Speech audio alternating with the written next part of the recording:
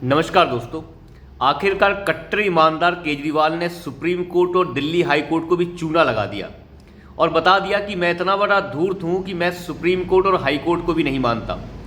केजरीवाल ने इतनी बड़ी धूर्तता दिखा दी है कि दिल्ली हाई कोर्ट सदमे में चला गया और इस सदमे से अब सुप्रीम कोर्ट भी उभर नहीं पा रहा है। मैं आपको बताऊं, दिल्ली हाई कोर्ट के अंदर एक मामला गया जिसमें दिल्ली हाई कोर्ट की अलॉटेड ज़मीन के ऊपर आम आदमी पार्टी ने अपना कार्यालय बना लिया।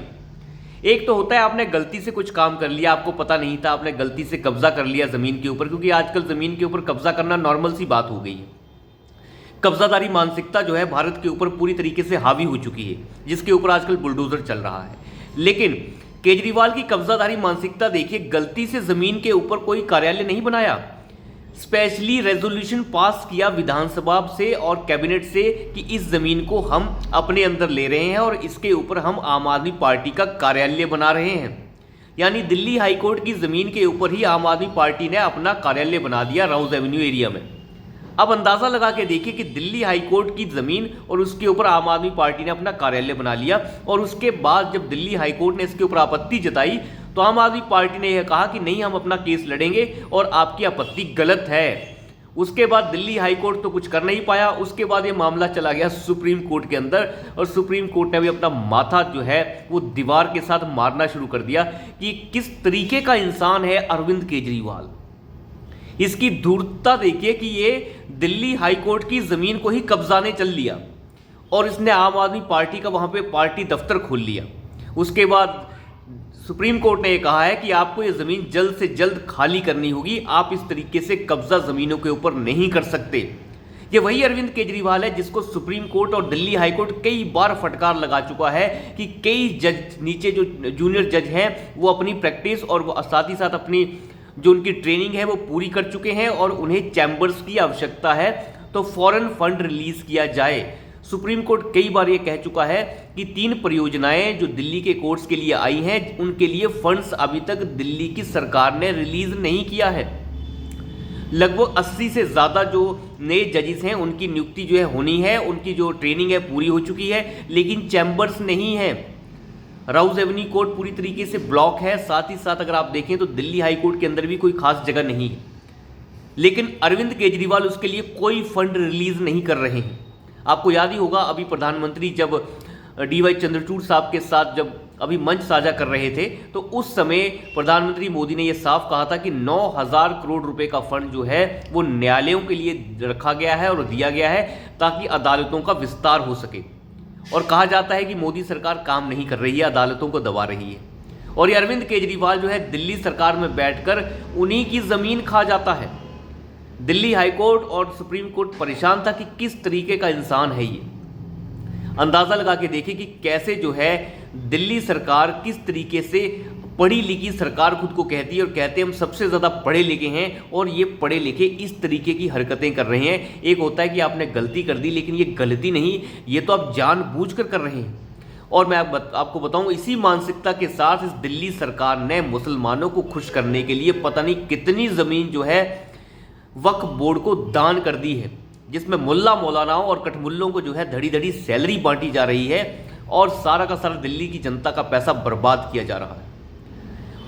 मौलानाओं की सैलरी को डबल कर दिया गया है, वक्फ बोर्ड को तरह तरह की ज़मीनें बांटी गई हैं। अमानतुल्लाह खान जो है इसका जो लठैत है वो इस पूरे मामले को देखता रहा है। तो अब अंदाज़ा लगा के देखिए कि दिल्ली की सरकार किस तरीके से जो है वो पूरी तरीके से मुल्लामय हो चुकी है, और इसी मानसिकता के साथ जो है वो दिल्ली हाई कोर्ट की ज़मीन को भी हथियाने चल दिया।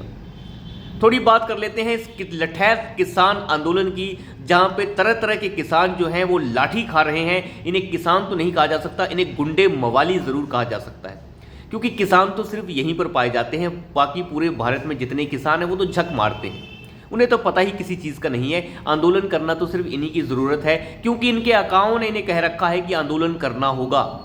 केजरीवाल से लेके, कांग्रेस से लेके और इंडी गठबंधन की गैंग ने इन्हें कह रखा है कि तुम्हें आंदोलन करना होगा। और आंदोलन में मांग क्या हो रही है कि हमें 10,000 रुपये पेंशन महीना लगा दी जाए, हमारे सारे लोन माफ़ कर दिए जाएं, हमारी बिजली माफ़ कर दी जाए। ये आंदोलन की मांग है किसानों की। देखिए कितनी सुंदर लगती है ना ये मांग। वैसे तो हर किसी इंसान को ये मांग करनी चाहिए कि उनकी बिजली भी पूरी तरीके से फ्री हो जाए, ताकि वो एसी के पूरे मजे लें। ये वो किसान हैं जो BMW और 20-20, 25-25, 30-30 लाख के ट्रैक्टरों पर बैठ कर मजे लेने वाले लोग हैं। बैरिकेडिंग तोड़ रहे हैं, लेकिन इनके ऊपर इतना लठ बरसना चाहिए कि इनकी टांगें इतनी नीली हो जाएं कि रात को उन टांगों को देखते हुए भी इनकी रूह कांप जाए। ये वो लोग हैं जो आम लोगों को परेशान कर कर रोड्स को ब्लॉक कर रहे हैं। 2 साल पहले ये वहाँ पर ड्रामा करते रहे, अब फिर से ड्रामा करने की कोशिश कर रहे हैं और कहते हैं हम किसान हैं। ये किसान 10,000 रुपये महीने की मांग कर रहा है पेंशन के तौर पर। अंदाज़ा लगा के देखिए कि किस तरीके की मानसिकता है। अगर आपको 10,000 पेंशन लेनी है तो फिर आप एक काम कीजिए, आपकी जो ज़मीन है उसे सरकार के नाम कर दीजिए, क्योंकि पेंशन तो उसी को मिलती है जो सरकार का नौकर हो या किसी और कंपनी का नौकर हो।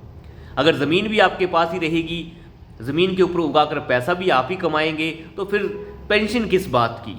अंदाज़ा लगा के देखिए किस तरीके की हरकतें हैं ये।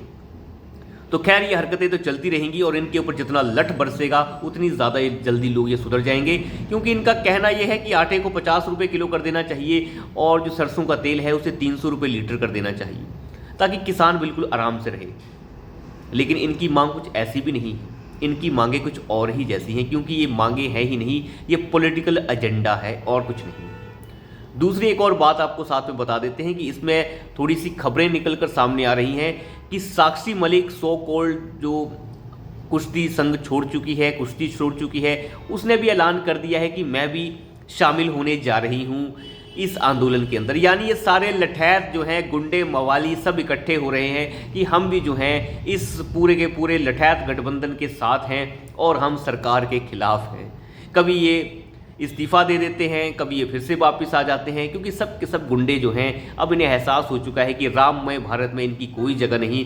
तो खैर अपनी जगह बनाने के लिए ये फिर से शुरुआत कर रहे हैं, करनी भी चाहिए। अब ये सारे साक्षी मलिक, ये फोगाट, जितने भी पहलवान हैं, जितने भी लठैत किसान जो इकट्ठे हो रहे हैं, जो बड़ी बड़ी BMW गाड़ियाँ और बड़े बड़े ट्रैक्टरों में आ रहे हैं, वो सब के सब तैयार हैं। खैर इनकी तैयारी को जो है हरियाणा पुलिस देख रही है और साथ ही साथ दिल्ली पुलिस लठ लेकर तैयार बैठी है कि कैसे इनकी टांगें जो है नीली की जाएं, और होनी भी चाहिए। आम पब्लिक को परेशान करके रख दिया है इन्होंने। इन्हें लगता है कि किसान सिर्फ यही है, बाकी भारत में तो सिर्फ सब लोग झक मारते हैं। खैर पंजाब को इतना बड़ा किसान स्टेट अब बचा नहीं है, सारे नशेड़ी भरे पड़े हैं जगह जगह पर, और जो सारी किसानी थी, वाटर लेवल इतना ख़राब हो चुका है पंजाब का कि कई बार सुप्रीम कोर्ट ये कह चुका है कि अब चावल उगाने लायक पंजाब नहीं रह गया है। फ्री बिजली बांट कर पूरे पंजाब को 3 लाख करोड़ रुपए घाटे में पंजाब चल रहा है, और झक मारकर छाती पीट कर ये लोग सामने आ जाते हैं कि हमें फ्री में सब कुछ दे दो। ये सब खालिस्तानी गुंडे हैं और आम आदमी पार्टी के गुर्गे हैं, और मुझे लगता है इन्हें सबक सिखाना केंद्र सरकार को बहुत आवश्यक है। अगर ऐसे ही फ्री में बांटते रहे तो देश पूरा कर्जे में डूब जाएगा और इन लोगों का कुछ नहीं जाएगा। कांग्रेस पार्टी छाती पीट कर राहुल गांधी जो है वो ये कह रहा है कि हम स्वामीनाथन रिपोर्ट को मानने के लिए तैयार हैं, किसानों की जो स्वामीनाथन रिपोर्ट की मांग है वो मानने के लिए तैयार है। ये झक मारने वाला राहुल गांधी 2003 में स्वामीनाथन रिपोर्ट आई थी, 10 साल तक तुम्हारी UPA की सरकार चलती रही, उस समय तुमने क्यों नहीं लागू कर दिया? उस समय छाती क्यों नहीं नंगी की तुमने, जब स्वामीनाथन रिपोर्ट के ऊपर तुम 10 साल तक बैठे रहे? तब तो तुमने कोई रिपोर्ट लागू नहीं की। आज तुम कह रहे हो कि रिपोर्ट लागू कर देंगे। सत्ता का लालच इस इंसान के सर पर चढ़कर बोल रहा है। हालांकि ये गवार है एक नंबर का, क्योंकि 10 साल जो रिपोर्ट के ऊपर पलथी मार के बैठा रहा हो, वो आज कह रहा है कि हम उसे लागू कर देंगे। ये बेशर्म है एक नंबर के। आज इन्हें जो है इस चीज़ की याद आ रही है। हालांकि मुझे लगता है स्वामीनाथन रिपोर्ट्स में कुछ बातें सही हैं, बाकी बातें बिल्कुल भी मानने लायक नहीं है। किसी भी रिपोर्ट को पूरी तरीके से सही नहीं ठहराया जा सकता, और हर फसल के ऊपर गारंटीड MSP बिल्कुल नहीं दिया जा सकता, क्योंकि MSP एक ऐसा प्राइस है जिसे